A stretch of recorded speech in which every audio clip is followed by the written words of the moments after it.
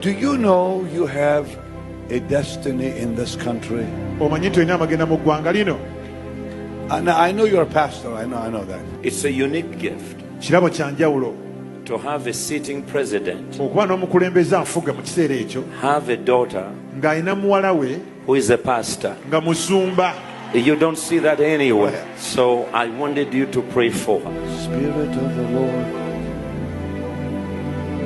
She's walking in your love. Jesus.